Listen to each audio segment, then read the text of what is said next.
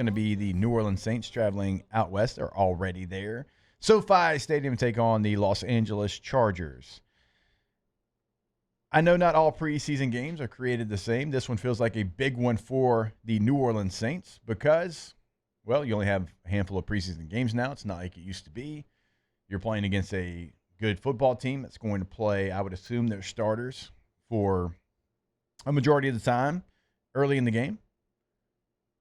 And you got a quarterback battle.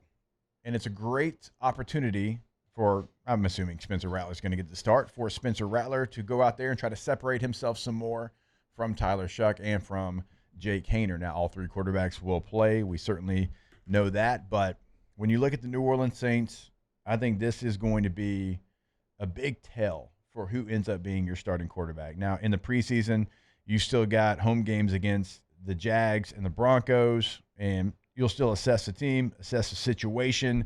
That game against the Jags, maybe you play them even longer.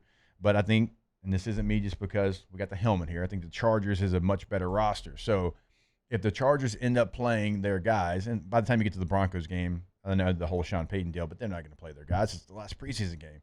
So, again, if the Chargers handle this like I think they're going to, playing some of their guys, I think this is going to be the best case study we have for who potentially could be the Saints starting quarterback. Yeah, and it's a chance, it's an opportunity for Spencer Rattler to really put a stamp on his first 2 weeks of training camp. If all reports that we are getting, at least, of course it's not coming from the coach's mouth, it's not coming from there, but the reports that everybody's getting, and the kind of the common theme, the common denominator, is that it's Spencer Rattler has separated himself.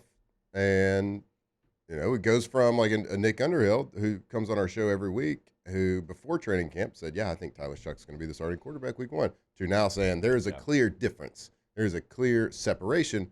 Whether that is a celebration of Spencer or an indictment on Shuck, it doesn't really matter. There is clear separation. Yeah. So it is Rattler's chance to kind of put a stamp on that and solidify what he's done the first 2 weeks. Now, do I expect them to name a week 1 starter, even if Rattler goes out there and plays really well? Right.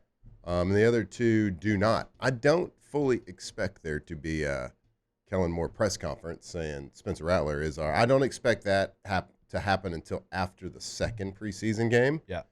Although what they do in practice might go ahead and indicate and tell you all you need to know. So if he does play well and Chuck does not play well, and like there's clearly a gap in performance during the game as well, and there continues to be in practice leading up to the game, then I think those repetitions stop going from, you know, whether it's not really 33 right now, but I would say Spencer's probably getting about 40 to 45% of the reps. I would bet that would start going to Spencer getting 60 to 80% of the reps with the ones. Yeah. But no, I don't think they're going to name a week 1 starter after this first game, even if there's a clear difference. But it certainly is a chance for him, an opportunity to him to put to make a big statement here and capitalize on, I guess, the distance that he's kind of put on himself.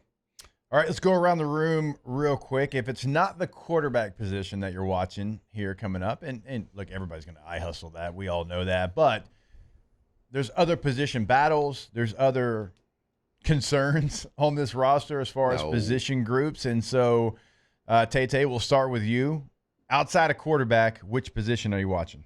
It's got to be running back behind Alvin Kamara. Like y'all talked about it yesterday about this kind of being Kendre's last opportunity to really prove something. Does he get passed up by Devin Neal?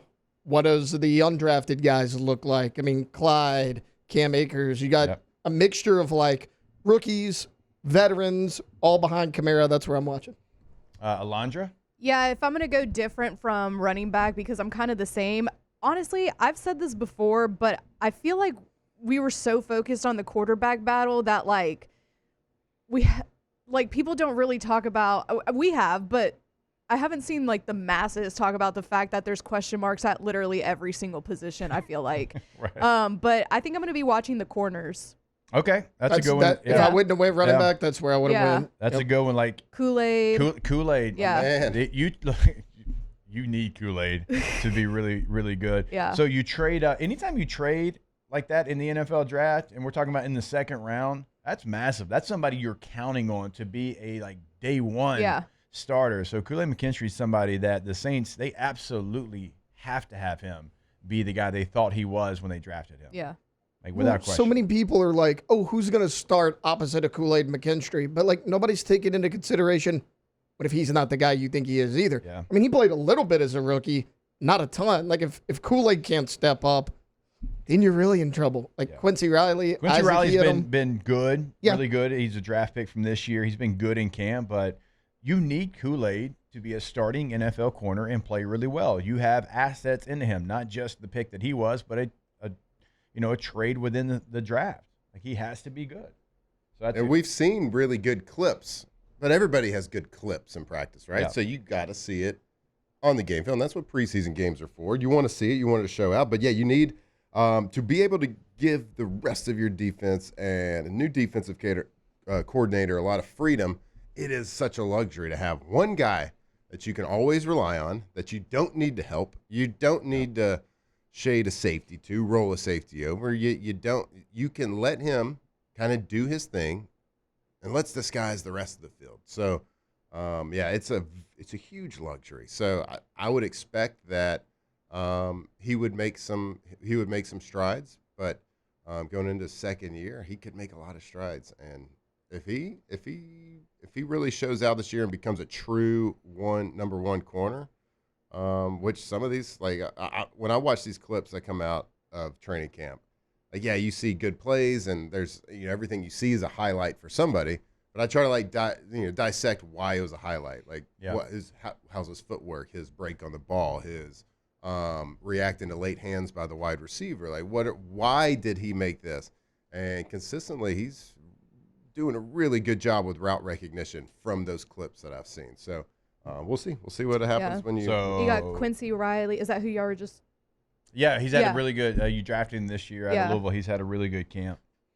So he's somebody that looks like he's ready to step up. I'm excited about Rashid Shaheed. Yeah, he's been the day I went to, but also reports on LouisianaSports.net from Ross. Yeah, he's been crushing Nick said it this week. He said he's been the highlight. Yeah, he's been the star of training camp. Probably the receivers is what's the highlight of the first team Saints looks great for now. Yeah, the second team. Yeah. So that's the thing. I kind of put it in the doc a little bit. I was like, receivers outside of the top three guys. Yeah, right? but isn't that kind of the whole roster though? We're okay, cool. The first team 22 is cool. great. Yeah, I think they're there's somewhere no probably the back end of the middle, right? 17, 18, 19. Yeah. As far as roster, you get past that first 22, it's 32nd. Hey, only one team plays though. Let's go. They need one team to stay healthy. I know we got to take a break. I would have gone with Trevor Penning. Trevor Penning making the move from tackle to guard. All reports have been really good. Even Nick Underhill this week said that he's been shocked himself. He'd never thought that Trevor Penning would look as good as he has.